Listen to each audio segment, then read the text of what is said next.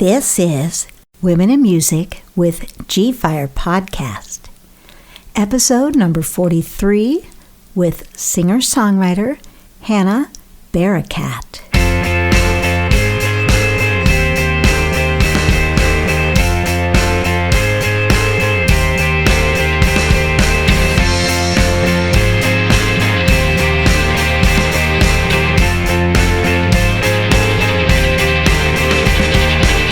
Hanna Barakat.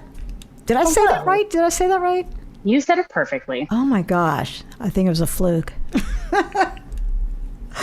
Sometimes if you don't think about it and just try it, it usually comes out. It just flows out. Okay, great. Yeah. Well, let's introduce you to the listeners. Where are you originally from? All right. Well, my name is Hanna Barakat. I was born in Dallas, Texas, so I'm a Texan. Unofficially a Lebanese as well. Okay, unofficially. Yeah. Unofficially, well, I was officially born in Texas. I'm a half-seed. Well, I mean, were your parents born in Lebanon? My dad was born in Lebanon. Okay. Yeah. How about your mom? My mom was born in Oklahoma, and we just found out that we're mostly Scottish. Scottish? Yes, which I had no idea. And It's kind of fun, and I will have to explore that side of my heritage in another time. Right, exactly. I don't think I was prepared for that bombshell. Scottish and Lebanese. Yeah. That's a very unique combo. Right. But I think both of them have musical histories that maybe have informed your music unconsciously. Maybe. I don't know. Maybe. So when did you move here to Austin? So I've been in Austin for 8 years. I got here in 2015. Okay. Yeah. And you're gigging a lot. Tell me about that. I am. Well, so I'm a full-time performer. Okay. A lot of the stuff that I do is to pay the bills. So I have a lot of cover corporate gigs. I perform on the Twisted Texas Tour Party Bus, which is an Austin touring van. One's a converted school bus named Wallace, and one is, I don't know what kind of bus it was, but I don't think it was for school, but it's like a 42-seater bus. And we perform as a trio, facing backwards, and perform at a very wide variety of human beings from all over the world. And it's as if you're going on tour every single day, because you're meeting people from Sweden and from Arkansas and from just all over the place. And it's pretty wild. And we go to a lot of fun places and get to see Austin in a tourist way, which is kind of interesting. You wouldn't go do that on your own, I don't think, as much. I would agree with that. And yeah, I mean, I've explored and found a lot of new places that I think are really cool.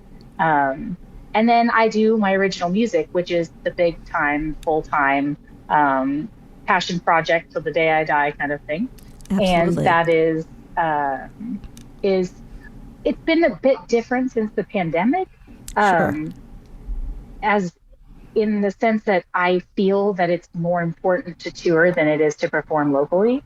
So I'm having and I only say that because unfortunately our selection of venues for rock and harder rock has diminished, and I sometimes fall into a middle category where I wouldn't necessarily be considered for pop music, but I'm definitely not metal. So when there's that in-between factor, I found that there's less venues since a lot of stuff had to close. So we're looking kind of and expanding our horizons more and more, which is really nice, and it's super exciting. And I'm going on the road in August, going to California in July. All right. Going out to Pennsylvania in August, going to North Carolina and Tennessee and South Carolina, West Virginia, Pennsylvania, New York, Ohio in October. So just... And how do you book these gigs? The old-fashioned way, just begging a lot. Right. You keep calling them until they give you a gig, kind of thing. Yeah, I mean, it's always interesting. Like the biggest way that I find to to connect with venues is to stalk musicians that I know that are in a similar genre and a similar vibe, and also at a similar level of like venues that I play at. And then I look where they're performing and where they're touring around, and I try to find a common thread. Sometimes it's about, you connect with one friend and you're going to do one show with them, and that happens to be all the way across the US, and you have to find your way there and find your way back. And so you have to find the routing that works that way, which, when you're a baby band, as I would refer to myself, when you're a baby band, you have to take the longer routes and drive further out of the way and, hope for the best outcome and the best return on your investment for the journey. Right. It's tough, but it's been really successful, and that's why we want to keep doing it. And so I'm super pumped. I've been wearing this Washington Women in Jazz fanny pack that a friend of ours sent to us from the organization. And so I'm like, maybe we need to go to Washington. I don't know. Maybe we Seattle? This is DC. Oh, Washington, DC. Okay, that's different. Yeah. It is different. But yeah, I'm like, maybe we should go there. Yeah. Well, so how are you getting there? Do you have a couple of cars? Do you have a van? Do you have a... I'm glad you asked, because we have dueling vans. My drummer, Lisa, who is my best friend and my partner in crime, my little ninja, she has a brand new minivan that she purchased hers on the 28th of February, 2020. And I purchased mine on February 24th, 2020. And you can imagine that we both had plans to alternate our band vans to give them equal opportunity to die slowly instead of all at once. Right. And then the pandemic hit. We were both sitting there with these expensive cars in our parking spots and being like, well, So we put them to good use since.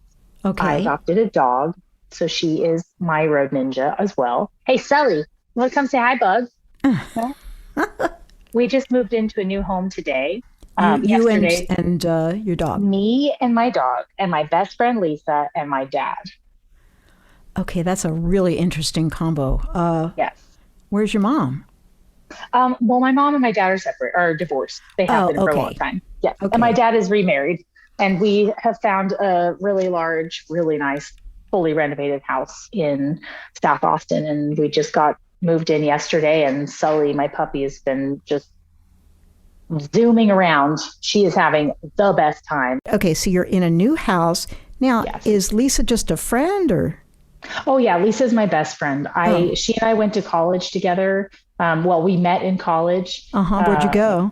We went to Berklee College of Music in Boston. Nice. Yeah. Yeah. And so I met Lisa probably like my first week there, and we lived together in what we called, like, I think at one point I used to call it the convent. There were 5 women, 5 of us girls in a 2-bedroom apartment in Boston, living right next to Berklee so that we could get to classes and get out of there. And man, it was a squeeze, but it was fun. Well, that's cool. So I've known her for a very long time. And y'all have been just playing. So she does both the cover gigs and the original gigs? She does. She's my drummer. And so she's super versatile, but she and I have dozens of different like configurations that we can do as a setup. And so it makes it really awesome that if we are unable to find a player for a certain thing, we have our own configuration to make anything work, which is, I think how it should be as musicians. That's how we should be operating, but it doesn't always happen that way. Right. I've talked to tons of people that are like, oh, well, my drummer's in 5 bands, my guitar player's in 4, and I was able to get this configuration to go on tour, but then the next time I'll have a different one. So, it's really hard. It's really hard being in a band. It's really hard pulling people together. I think the reason why it works so well is because Lisa and I are so close. I say she's my best friend. She's my sister. We've adopted her into the family. That's why she's moving in here with my dad and his wife. Like, this is, it's family business now. But she and I, I guess 4 people to split the rent or mortgage or whatever you're doing. Exactly. Yes. Right. Are you buying it? No, it's rental, but it's really cool. I'm kind of stuck on it because like, it's a find, like it's it's huge, and we have a lot of space and a lot of like openness, and it's very clean, and the house was fully renovated, and it's just so shiny that I didn't even want to bring my things here. Wow. That's a good problem to have. Yeah, I mean, I was like, maybe we should just get new stuff. No, we can't afford that. Okay, fine. Yeah, just the old stuff, and you just upgrade as you go. I wiped as everything came in, I just kept wiping it. I was like, make sure it's just really clean because everything's so clean, like Lysol, all of it. Oh my Sofa gosh. cushions, anything. All right. Let's see. All right. Being a singer-songwriter, when did that start for you, and what drew you in? Well, when I was a kid, I mean, since I was able to talk, I've been singing. That's never been in question. I never considered that I was songwriting whenever I was just making up humming things when I was a kid. And I did musicals in high school and middle school, and I performed in talent shows and all kinds of different things like that. But it wasn't until I got to Berkeley that I realized that when it comes to actually creating your own profession, moving into a category of living that is very difficult, and a category of earning that is very difficult, I realized super quickly in my music of business classes that I needed to be everything. Okay. In my musical conglomerate. And that's where I realized I needed to drop the music business major and become a songwriting major and start teaching myself how to write, because before that time, I had not written anything. Okay. And so it was a forced academic experience that created my first song, which was Let Go. And that was the first song I ever wrote. And so it's kind of, I mean, it's odd, but that's how I kind of went into that field. And I wasn't a very strong guitar player. I knew very few things. And do you write on guitar? I do write on guitar, but not. Do you play piano as well? I dabble at piano. I have a controller that I do a lot of different programming with. So essentially I play strings, I play Arab instruments, I play all kinds of different things. What kind of Arab instruments? That sounds exciting. So I like to add kanun and oud and some hand percussion into my music that I can't find in person here in Austin very much. Right. I did on my record have some players in Boston. I had two Palestinian guys and a Greek guy record and perform for my record, and they actually sent those tracks over, and we did all of the sessions remotely over FaceTime, and that's how, as everything goes.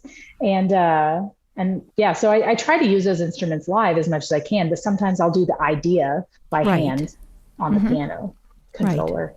Right. No, that makes sense. I mean, this isn't a hotbed of Arabic type music. Not really. No. In Austin, Texas. Imagine that. Well, I think that, I hear that in your music. I hear some, I guess Middle Eastern elements.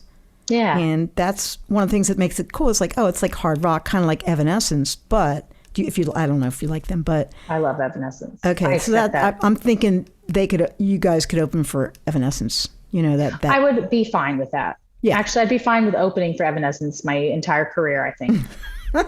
It's fine. Really, but I put you in that category where it's hard rock, but it's got that female vocal, so it's not like death metal where just some guy is screaming, or girl, I suppose. There's a lot of those. Yeah, there's a lot of those, but you bring those melodic elements, but then you've got the chunky metal guitars, and then adding the Arab instruments. I think that's where you're it's kind of a chance for you to shine. Yeah, and be a little bit different. It's always just so fun too. Like there's so many. I mean, I love piano and I love guitar. I love bass. I love drums. But like there's so many things. Like I'm obsessed with the Native Instruments Middle East package that I have. Okay. It's the Complete Control like Native Instruments bundle. Right. But that package has amazing string section. Amazing. Really? And so I love fiddling with that stuff. Like it's so fun taking samples and then chopping them up and switching them around and just, I don't know, it's really fun, and it's inspiring a lot of the time. That sounds great. I might I might check that out actually. I had a guy play a sitar guitar. Like a guitar that sounded like a sitar, so that's on one of the tracks. That's awesome. And then I also had a guy played tabla. He was a white dude, but he'd studied in India because I come from a yoga background, so the Indian sounds are kind of interesting to me as well. Yeah. All right, let's look at your career highlights. Oh man. Just, got to be a couple that are like, wow. Yeah, I have some like funny bullet points that, I I say a bullet point, but it's, it's the kind of stuff that you put at the top of the resume. Didn't you work with some famous metal guitarist or bassist? Oh yeah, like that, like John. I remember talking to you about that before. It's just so funny. I mean, my life is so strange that no longer is like a shocker to me. But yes, I'm sorry. My producer is John Moyer. He's the bass player of Disturbed. Right. He also recorded bass and guitars on all of my record. And yeah, he's a blast. And we did my entire record together, and it was a lot of fun. And how did you hook up with him? It was a friend of a friend. Like my friend Luis saw John at a bar, and he was like, "You look familiar." And then they got to talking, and he was like, "Well, I'm a musician. What do you do?" And he's like, "Well, I'm a musician too." It's like different level. And so he sent me his information and was like, "Hey, you need to talk to this guy. Like, I think that you should talk to him," because I was looking for producers at the time. It just so happened that he just walked into my world. And was this in Boston or in Austin? Oh, this was here. Here in Austin. Yeah. Are they based here? John lives here, and David Draymond used to live here until he started a family. And I think he's mentioned multiple times that his son had such bad allergies that they moved, and they actually moved to Hawaii. And I'm like, sure, that's why you left. Yeah. I mean, that sounds like, it was such a tough decision. I have to go to Hawaii. It's going to be terrible. We're going to do it. We're going to suck it up. Yeah. Okay, so you got to work with him, and how many records do you have out? Just the one. Just the one, okay. And I plan on getting going on more singles in the future. I hear you. I have a new single I've been sitting on for a while, and I need to get that baby out there. It's about time. I just want to give it a big splash, give it its introduction that it deserves. You sent me a couple of songs. Which song did you want me to focus on? Well, so Siren is the title track of my record. Okay. And we just released a music video back in October for this song. And I'm so proud of it. And it's absolutely it's stunning. And I love the work that was done on it. And I'm really proud of it. So if you want that's my big baby. You can always push. All right, I actually picked... Sorry, go ahead. No, I was going to say, well, let's have our listeners hear it, and then you can give me the backstory after they've heard it. Okay? Yeah.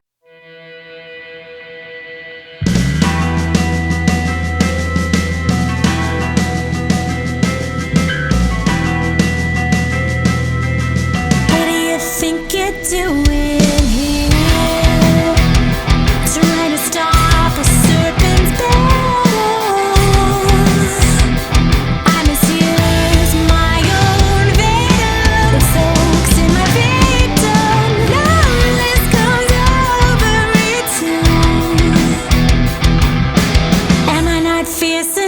For you,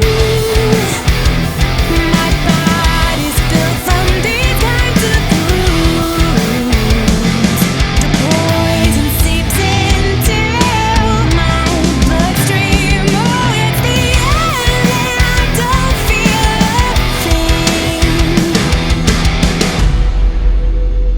thing. My siren's call's been unleashed. You're surrounded by mighty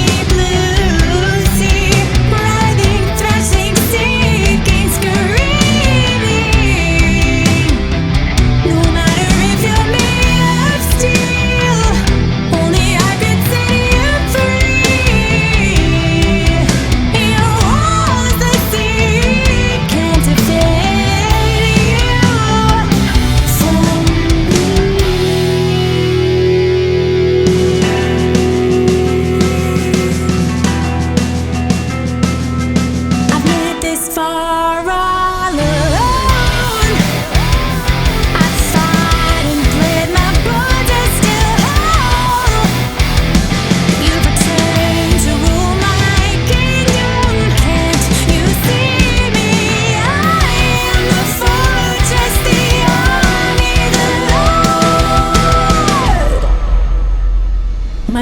siren's call's been unleashed.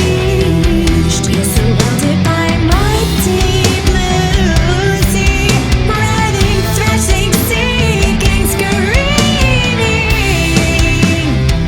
No matter if you're made of steel, only I could set you free. Your walls the sea can't defend you from me.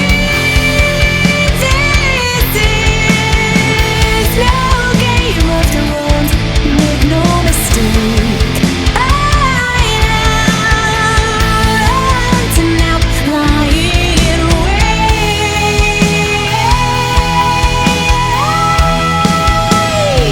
My siren's call's been unleashed. You're surrounded by mighty blue sea, writhing, thrashing, seeking, screaming. No matter if you're made of steel, only I could set you free. Your walls the sea can't defend you from me. My siren's call. My siren's call. My siren's call. My siren's call. My siren's call. My siren's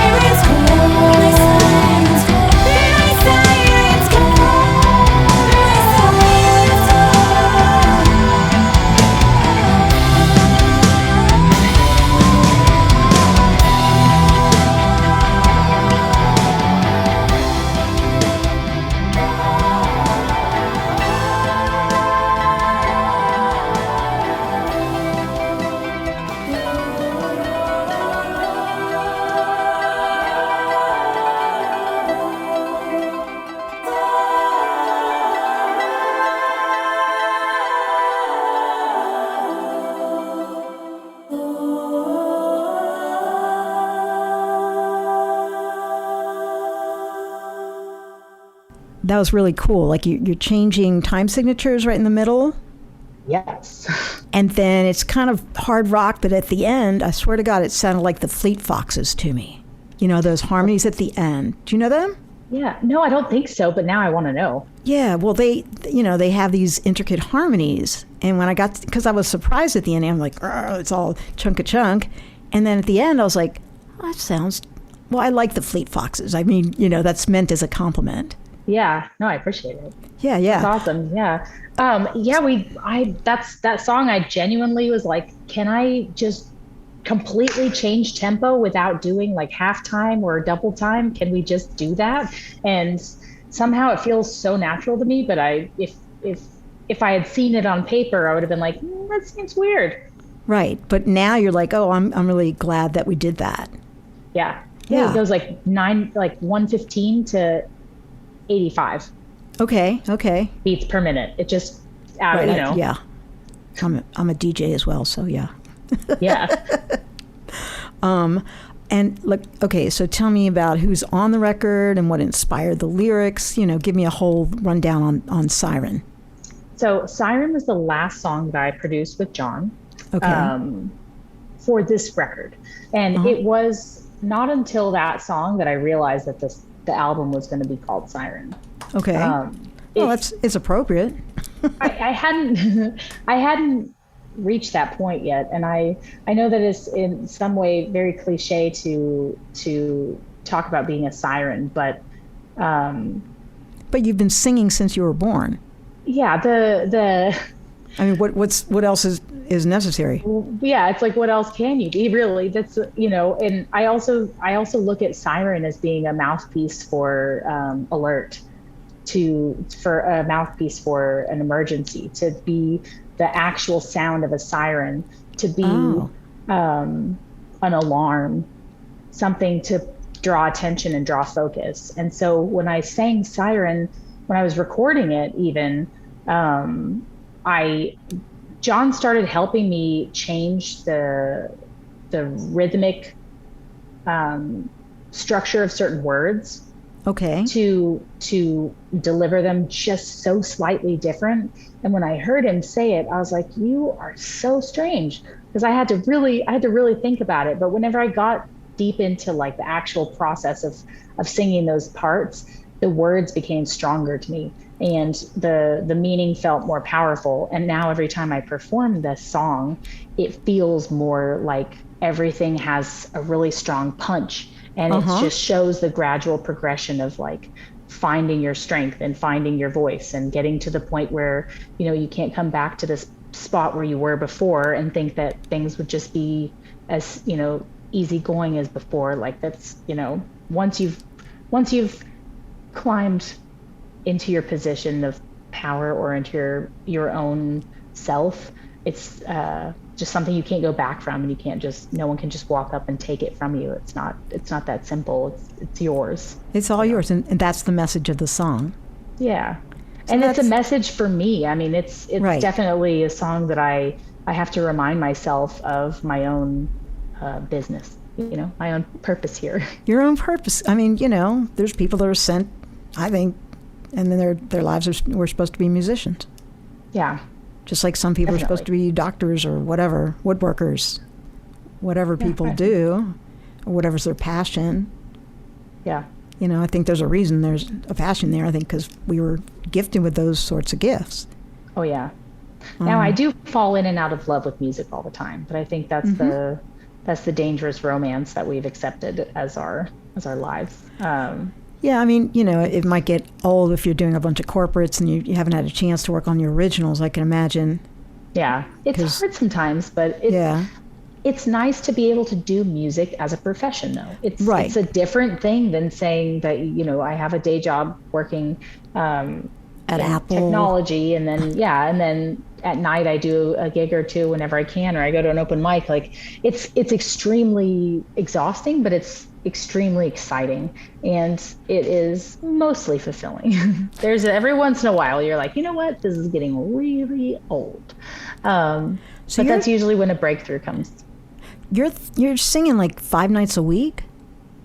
Yeah, sometimes it depends. I mean, my schedule's absolutely outrageous right now because Twisted Texas Tour is what I would refer to as my musical day job at this point, because I do a lot of different types of events. I usually have my baby Taylor guitar and I jump in a Sprinter van, or I bring my trio and we perform on the big 32-seater or 40-seater, and we sit facing backwards and we perform while the bus is moving, which if you've never done that will test your agility and your ability to think on the fly. And what kind of songs do you have to sing for the drinkers? Oh, I assume for the bachelors and bachelorettes. Oh, is that what it is? Okay. I don't know. Usually that, or birthdays, or some kind of anniversary of some sort, which it does make it exciting that it's like a celebratory experience 9 times out of 10.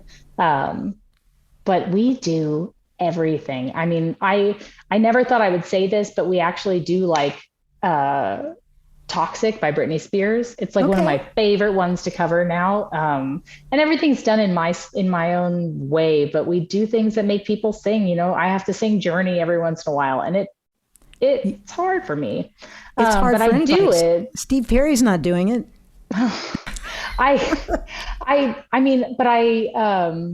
It's hard for me vocally, but it's hard for me like emotionally, because it's always strange which songs people pick that end up being the ones on rotation for the rest of your life, and everybody knows them. Everybody asks for them, like Bon Jovi and Journey. Those songs, those requests never stop. So people want Don't Stop Believing, and they want Hold On for What You Got. Living on a Prayer. Living on a Prayer. There you go. So we have to do it all the time. Those songs just well, constant. But then I throw in like The Weeknd and Michael Jackson and Katy Perry and you know, whatever they want to hear. Tay, little Taylor Swift. And listen, if I really hate the song, I will make someone pay me to learn it. Okay. So I've had someone pay me to learn, what was it? Country Roads. I learned that on a break between sets, and I only played like a verse and a chorus, and he gave me $50. So I was like, you know what? For $50, I'll play some John Denver. Exactly. It's not that it's terrible. It's just I don't want to learn it. I don't want to. I understand. And I wouldn't either. I've gone this far in my career almost being able to say entirely no. The one song that I have said no matter what, and I really Pony by Gemini. I don't know who it's by. I don't think I know that one. It's dirty. Oh. But it's dirty, but I don't know. I like got it in my head that I won't do it. And then people keep asking. And so now I'm just like, I won't do it. I won't. I'm better than this. Like, I don't know. I leaned into it really hard. I was like, you know what? I'm not doing it. Not doing it. Okay, good. Is it more dirty than WAP? It's not more dirty than WAP, but I can't do WAP, and people ask for it all the time. And I'm like, what do you think of me? I just can't. I actually yell. So one of, it's kind of hard to explain, but Twisted Texas Tour is a woman-owned and woman-run company. Okay. And the owner of the company, Megan Fritz, passed away in October of last year, very suddenly and without warning. And it was a very, very traumatic experience. And everybody has been through a lot, and we've all transformed into different positions. Now I have some assistant roles to the new owner, and we do a lot of different things. And there are some songs that I have been given permission from the original owner, from the queen who invented the entire concept and who ran that ship all by herself. Right. She said, one, never play Hotel California under any circumstances. It's creepy. I won't do it. Don't ever do it or I'll fire you. It was in my contract. I'm down with that. Then guess what? She hired me to sing the first line of the chorus on that once. And I was like, but am I supposed to or not? Are you going to fire me? It was weird. It was definitely it was a strategic storyline kind of thing that she had me do, but it was still weird. And the other thing she told me I can be abusive to the bachelors. That sounds like fun. If you need to get out any of your agitation or aggression in the most productive way possible, go book yourself on Twisted Texas Tour and go perform on there during the Bachelor group, which is usually the Brew Bus, and you can have the best time ever. How do you give them a hard time? Well, so example. A lot of guys are really mouthy, and when they're drinking, the first stop they're usually pretty reasonable. Second stop they're getting a little bit more loose, and the third stop they're like, "Show us your tits." Now I get to be. I mean, I've been performing in bars and clubs and restaurants and festivals and limousines and in a bus and on a Sprinter and all kinds of things, on a horse. I've done all of these things for a third of my life essentially, and so I've developed a thick skin to these things, and I find it extremely comical. So whenever they get saucy or sassy with me, I get this silver tongue. I could just be and just get them. And I don't know how to explain it very well, but I you don't have good the line. Banter that I do is very abusive and strong, and they love it and they eat it up, and they're like, they love it when they're made fun of. They love it when I single somebody out. They love it whenever I talk about their dumb clothes. It's just, they go through this whole because most bachelor parties and bachelorette parties have some kind of outfit that's matching. Oh, wow. Yeah. It's a thing. You've seen them. They come in herds. They're terrifying. Yeah. So, I want to hear a zinger. Can you just I don't know how to explain. I don't know. It's just they ask for certain songs, and I can just tell them no, absolutely. It's just the way that I get to tell them no is not just oh, I'm so sorry. With certain people, I'd be like, I'm really sorry about that, but I don't know that song. But with them, I get to be like, no, fuck you. It's ridiculous. Or I don't know. I just get to my voice is not for all ages. I curse all the time. I'm sorry. I can't. No. I do explain. You can curse as much as you like. But yeah, it's just, I get to be sassy with them, and they always try to invite you out for drinks after, and they're like, come be a part of the experience, and come let us flirt with you and things like that. And so I just get to say and do whatever I want, and it's kind of it's refreshing. Right. I couldn't tell you.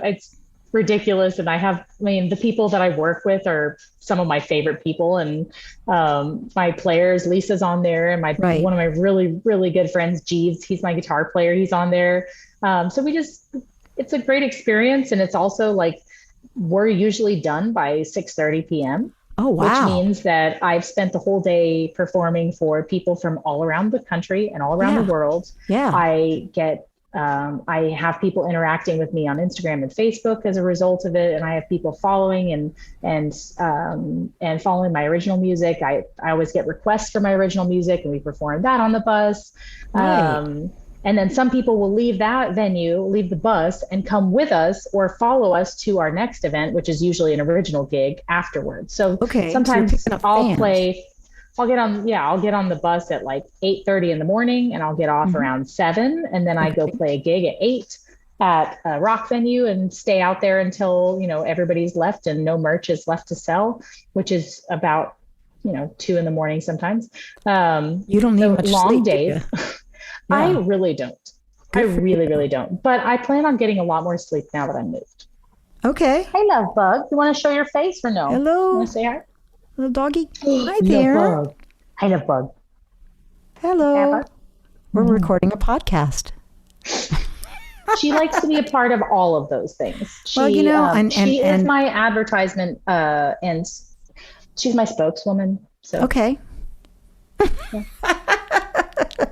You can use her as an avatar. yeah. Absolutely. All right. Well, let's see here. I think we went over I most of wanted this to stuff. tell you, I talk Yeah. so much. You have to No. watch out for me. This is great. Yeah, what else do I you wanted want to to tell me? you for Siren, the people who performed on it, I had John Moyer actually played all the guitars. Okay. And we programmed the drums together. Okay. And then sampled drums together. And then John, of course, played bass, and I did all of the vocals, which that song had, I think, 52 stacks of vocals, Okay, cool. which you know how horrifying that is. You have to if do you- it 52 times. I Yes, understand. and everything was different, doubling and stacking harmonies. And I had a qanun player in Boston named Panos Avos. He performed on the qanun, and he performed at the very end of the song only. So that instrumentation actually comes in right at the end as the vocals are taking over. And I did a lot of synths, and I did all the sound effects and all of the big, scary, rushing, booming sounds. And So you were kind of a co-producer. Oh, yes. Yeah. I co-produced the entire record. Okay, Yeah. got it. So you and Oh John. yeah, I'm way too OCD for anything less. Right. Yeah. Makes sense. Makes sense. So, where can people find you? What's the best way to find Everywhere. you? Everywhere. I would okay? like to say, and I think that I'm correct, that you can ask Alexa to play Hanna Barakat.